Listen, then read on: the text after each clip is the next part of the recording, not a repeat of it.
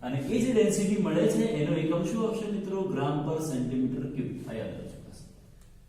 તો ચલો બધી કિંમત મૂકી દઈએ કે z બરાબર કેટલા? તો z બરાબર 4, m કેટલા? 107.9 ગુણ્યા ઉપર કેટલી ઘાત છે? તો 10 ની 30 પાવર છે, ડિવાઇડેડ બાય ધારની લંબાઈ તો 408.6 એનો ક્યુબ થશે 6.0 મલ્ટીપ્લાઈડ બાય 6.022 into 10⁻23 પાવર છે. તો ઇઝ ઇક્વલ ટુ, ચલો કેલ્ક્યુલેશન કરીએ, 4 ગુણ્યા 107.9 ડિવાઇડેડ બાય 408.6 3 વખત કરવાનું મિત્રો, ડિવાઇડેડ બાય 6.022 તેનો આન્સર આવે છે 0.00 એટલે તમે કરશો ને તો 1.05 into 1 2 3 4 5 6 1 2 3 4 5 6 1.05 ગુણ્યા 10 ની -6 ઘાત 1.05 ગુણ્યા 10 ની -6 ગુણ્યા અહીંયા 30 ઘાત છે, અહીંયા 23 ઘાત છે, 23 ઉપર જાય તો માઈનસ થાય, 30 માંથી 23 જાય તો કેટલી વધશે? 7.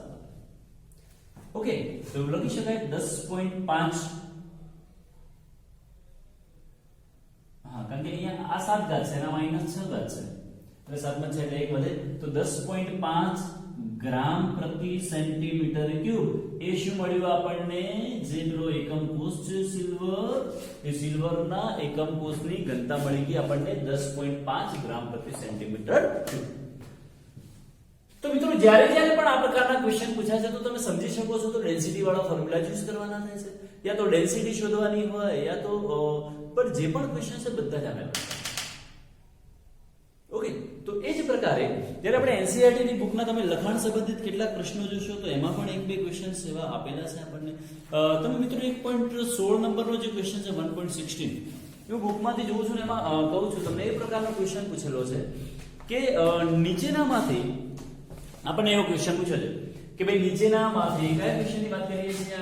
આપણે લખાણ સંબંધિત જે પ્રશ્નો છે એ લખાણ સંબંધિત પ્રશ્નોમાં 1.16.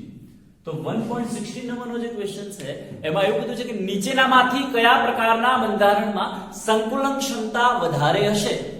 એમાં આદિમ એકમ કોષ પણ આપેલો છે, અંતઃકેન્દ્રિત પણ આપેલો છે અને ષટકોણીય સમૃદ્ધ સંકુલિત આપેલી છે. તો આપણે યાદ કરો મિત્રો, આદિમ એકમ કોષ જ્યારે પણ હોય સાદો સંતન તો એ વખતેની પેકિંગ ક્ષમતા 52.36 હોય, બીસીસી હોય તો 68% હોય અને એચસીપી હોય તો 74% હોય. તો એચસીપી માં સૌથી વધારે આવશે. ત્યારબાદ જે ઓલરેડી આપણે પહેલા ચર્ચા કરી લે છીએ એ આપણને આવડે છે. એ જ પ્રકારે ક્વેશ્ચન બીજો એવો પણ આપેલો છે આપણને 1.17 નંબરનો કે એમાં એ તમે જાતે ટ્રાય કરી શકો છો, હું ખાલી બુકમાંથી વાંચું છું. 2.7 ગુણ્યા 10 ની -2 ઘાત કિલોગ્રામ પરિમોલ મોલર દળ ધરાવતું એક તત્વ, એટલે એનો મતલબ એમ આપેલો છે. એકમ કોષ 5 પિકોમીટર આપેલી છે, એ પિકોમીટરને તમે એ પિકોમીટરમાં આપેલી છે. જો તેની ઘનતા 2.7 ગુણ્યા 10 ની 3 ઘાત કિલોગ્રામ પ્રતિ મીટર ક્યુબ હોય, ધારની લંબાઈ પિકોમીટરમાં છે અને ઘનતા મીટર ક્યુબમાં છે, પ્રતિ મીટર ક્યુબમાં, તો હવે આ સૂત્ર 10 ની 30 વાળું તમે વાપરી શકશો નહીં મિત્રો, કારણ કે ત્યાં છે ને એ તમારે જે પિકોમીટર આપેલા છે પિકોમીટરને મીટરમાં ફેરવવા છે. પિકોમીટરને જ્યારે મીટરમાં ફેરવો છો મિત્રો તો 10 ની -12 ઘાત થાય છે. એટલે એ જ ફોર્મ્યુલામાં 30 ઘાતની જગ્યાએ તમારે 36 ઘાત લખી શકો તમે લખી હોય. તો ઘન એકમ કોષની પ્રકૃતિ કેવી હશે? એનો મતલબ એવું પૂછ્યું છે કે આ એકમ કોષ કયા પ્રકારનો હશે? આ એકમ કોષ કયા પ્રકારનો હશે એ શોધવા માટે z શોધવો પડે. ડેન્સિટી આપેલી છે, પછી ડેન્સિટી આપેલી છે, એની મોલર દળ પણ આપેલું છે, ધારની લંબાઈ આપેલી છે. તો એનો મતલબ કે એના પરથી આપણે z શોધી શકીએ.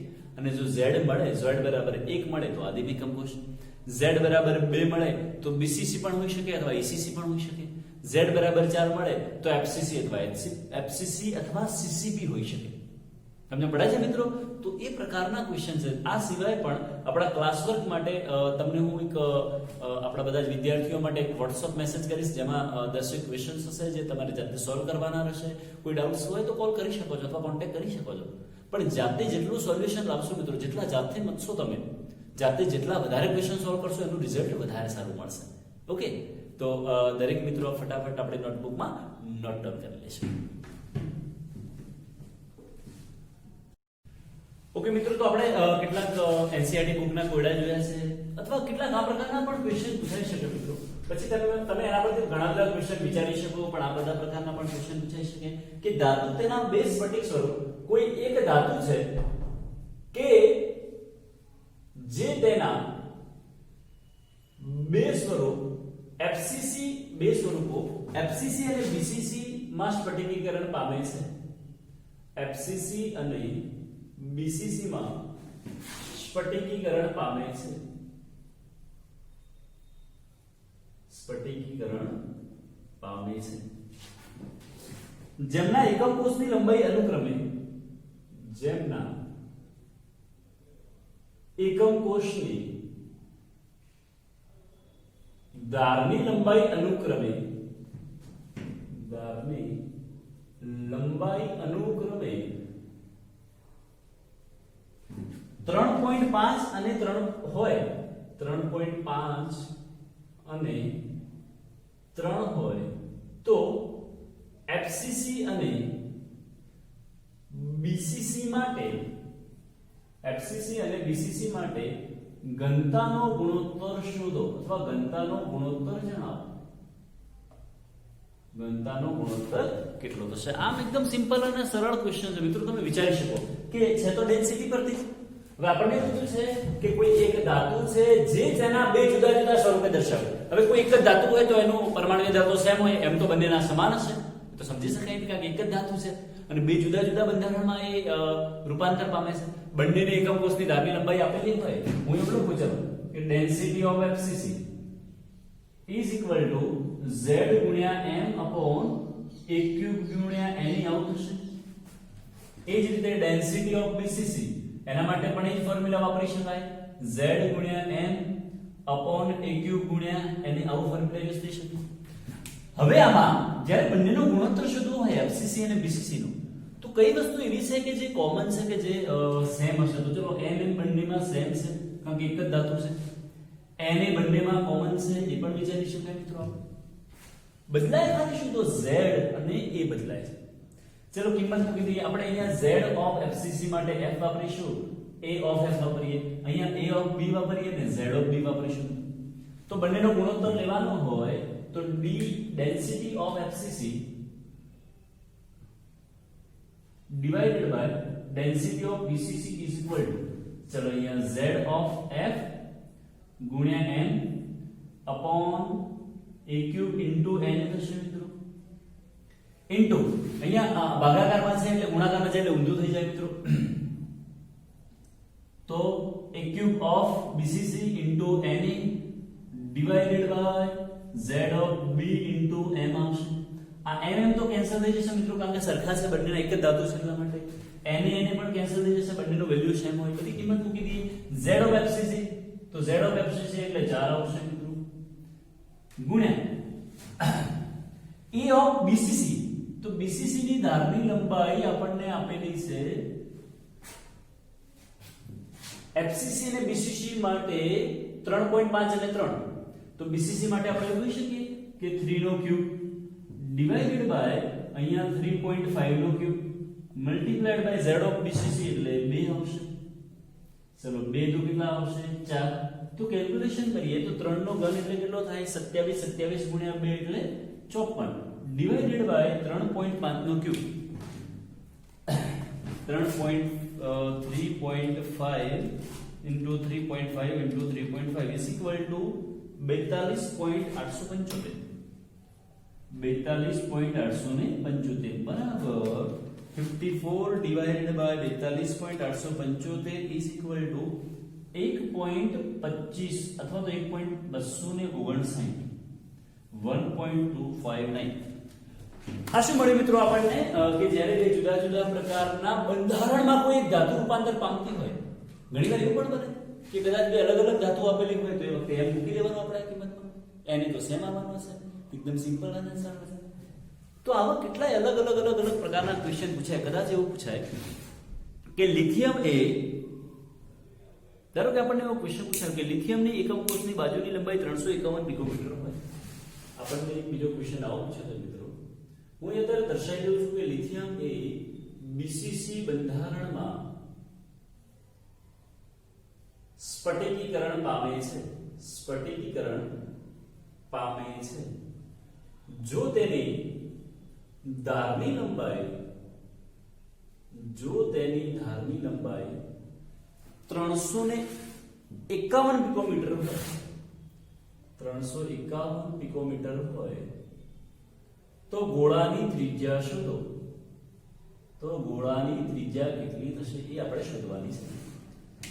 તો આવા પ્રકારના ક્વેશ્ચન આપણે ઘણા બધા સોલ્વ નથી કરાવતા, જાતે ટ્રાય કરજો મિત્રો. કેટલા હું WhatsApp પર કરીશ, તમને ફરી કહી દઉં છું. આનો આજ કેટલા ક્વેશ્ચન છે એનું WhatsApp સોલ્વ કરવાનું તમારે જાતે. ક્વેશ્ચન્સ ના આવડે તો કોલ કરવાનો.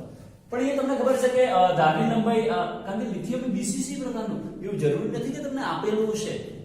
આપણને સમજણ હોવી જોઈએ કે લિથિયમ એ બીસીસી પ્રકારનું બંધારણ ધરાવે છે. તો અહીંયા બીસીસી માટે આપણને યાદ છે કે A બરાબર 4r/√3 આવી ફોર્મ્યુલા છે. ધારની લંબાઈ અને ગોળાની ત્રિજ્યા વચ્ચે સંબંધ દર્શાવતું સૂત્ર આપણને તો એ તો આપેલું છે મિત્રો. r શોધવાનું છે. therefore r બરાબર √3a/4 થશે. તો is equal to √3 એટલે 1.73. ચલો એ કેટલા આપેલા છે?